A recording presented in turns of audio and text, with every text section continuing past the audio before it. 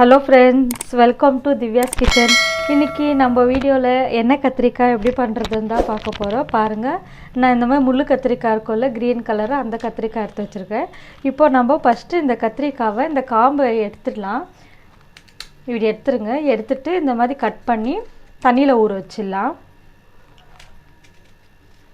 பாருங்க, இந்த மாதிரி கட் பண்ணிடுங்க. எல்லாமே இதே மாதிரி கட் பண்ணிடலாம். பாருங்க, எல்லா கத்திரிக்காவும் கட் பண்ணியாச்சு. நான் ஒரு 1/4 கிலோ அளவுக்கு கத்திரிக்காய் எடுத்துக்கிறேன். இப்போ இந்த மாதிரி ஒரு பவுல்ல தண்ணி வெச்சுக்கோங்க. தண்ணி வெச்சு சால்ட் போட்டுக்கலாம். சால்ட் போட்டு நம்ம மசாலா ரெடி பண்ற வரைக்கும் இந்த கத்திரிக்காய் இந்த தண்ணியிலே ஊறிட்டோம்.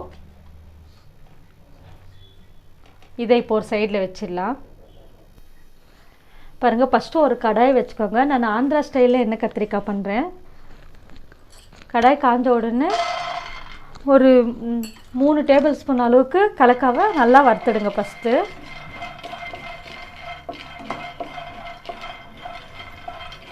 ஏன்னா கலக்காய் கொஞ்சம் லேட்டாக வறுக்கிறதுனால ஃபஸ்ட்டு கலக்காய் போட்டு பாதி வரட்டும், அப்புறமேல்ட்டு மிச்சத்தை சேர்த்துக்கலாம்.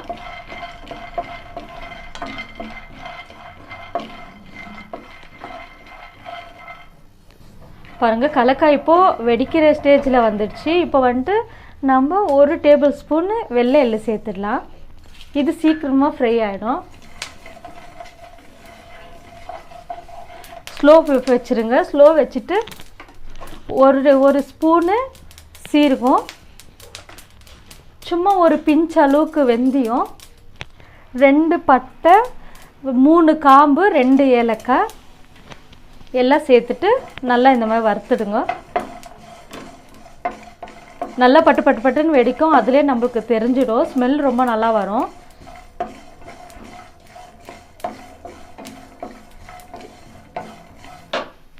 இப்போ லாஸ்ட்டாக ஒரு 2 பத்த அளவுக்கு கொப்பரை போட்டுக்கலாம். இதுலேயே சும்மா இப்படி சூடு பண்ணிட்டா போதும். இது உங்ககிட்ட கொப்பரை இல்லைன்னா தேங்காய் கூட சேர்த்துக்கோங்க. அப்புறம் இது கூடவே தனியா சேர்த்துக்கோங்க. வறுக்கும் போது நான் தனியா தூள் சேர்க்கறதுனால இதில் தனியா சேர்க்கல. இப்போ இது ரெடி ஆயிடுச்சு. ஒரு பிளேட்டில் போட்டு ஆற விட்டுடலாம். பாருங்கள், எல்லாம் நல்லா ஆறிடுச்சு. இப்போ இதை ஒரு மிக்ஸி ஜாரில் சேர்த்துடலாம். ஃபஸ்ட்டு நம்ம வறுத்து வச்சுது ஜாரில் சேர்த்துட்டு அப்புறமா ஒரு 10 பல் அளவுக்கு பூண்டு சேர்த்துடுங்க. ஒரு 4 துண்டு சின்ன துண்டு இஞ்சி, ஒரு 4 துண்டு இஞ்சி, ஒரு சின்ன சைஸு வெங்காயம் இந்த மாதிரி கட் பண்ணி சேர்த்துடுங்க.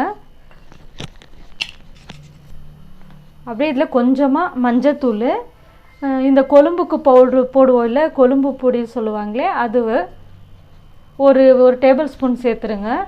லாஸ்ட்டாக சால்ட்டு சேர்த்துடலாம். கொழும்பு பொடி இல்லைனாலும் பரவாயில்ல, சாம்பார் பவுட்ரு சேர்த்துக்கோங்க. எல்லாம் ஒன்று தான். நம்ம கத்திரிக்காவை கட் பண்ணி தண்ணியில் போடும் போது நீங்கள் கூட சேர்த்து புளியை ஊற வச்சுடுங்க. இப்போ இது ஒரு சைடில் வச்சிடலாம்.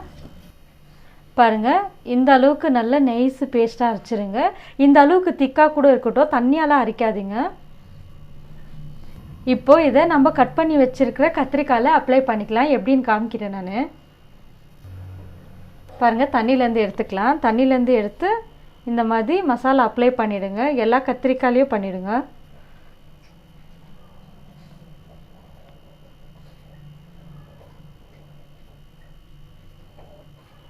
இந்த மாதிரி இருக்கட்டும்.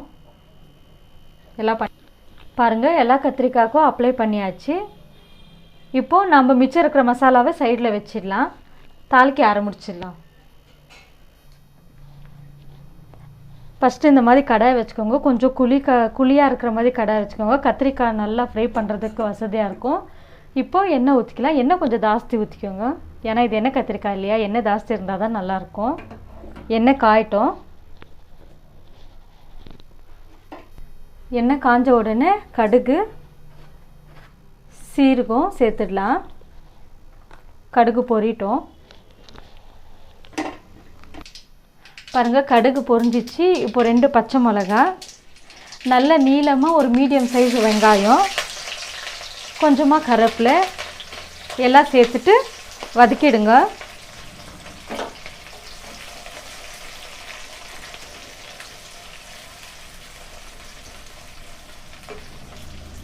வெங்காயம் கொஞ்சம் வதங்கினா போதும். நம்ம கத்திரிக்காய் மசாலா தடவி வச்சிருந்து இப்போ சேர்த்துடலாம். சேர்த்துட்டு கத்திரிக்காவை ஃபஸ்ட்டு நல்லா வதக்கிடலாம். வேணும்னா ஒரு மூடி போட்டு வச்சுருங்க, அது சீக்கிரம் வதக்கிடும்.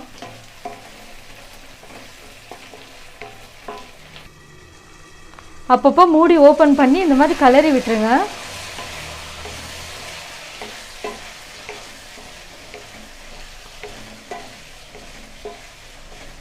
பாருங்கள், கலரிட்டு அப்பப்போ திறந்து பார்த்தா மூடிடுங்க.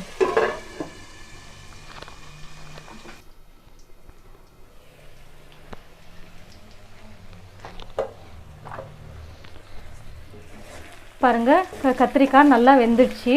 இந்த மாதிரி சாஃப்டாகவும் அதுலேயே உங்களுக்கு தெரிஞ்சிடும் கத்திரிக்காய் நல்லா ஃப்ரை ஆகிருக்குன்ட்டு.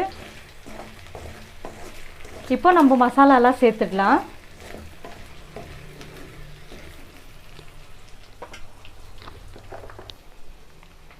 கொஞ்சமாக மஞ்சாத்தூள் ஆல்ரெடி நம்ம மசாலையில் போட்டிருக்குறோம், அதனால் இதில் கொஞ்சமாக தான் சேர்த்துக்கணும்.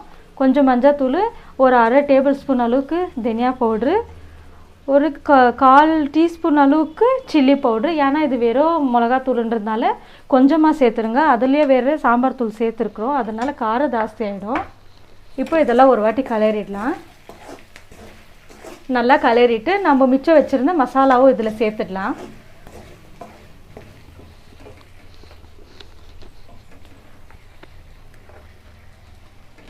எல்லா மசாலையும் சேர்த்துட்டு தேவையான அளவுக்கு தண்ணி ஊற்றலாம். பாருங்கள், மசாலா போட்டு தண்ணி ஊற்றியாச்சு.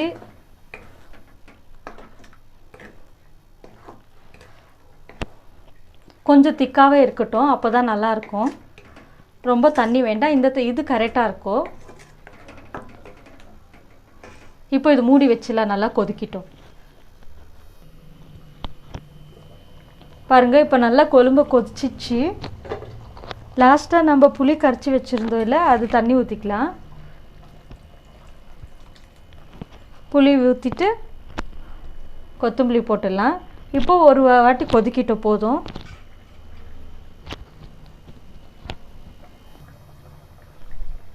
பாருங்கள், எண்ணெய் கத்திரிக்காய் ரெடி ஆயிடுச்சு. இப்போ இதை ஒரு பவுலில் மாற்றிடலாம். பாருங்கள், சூப்பராக இருக்குது. சப்பாத்திக்கு, ரைஸுக்கு எல்லாத்துக்கும் நல்லாயிருக்கும். ட்ரை பண்ணி பாருங்கள். பிடிச்சிருந்தா லைக் பண்ணுங்கள், ஷேர் பண்ணுங்கள், சப்ஸ்கிரைப் பண்ணுங்கள்.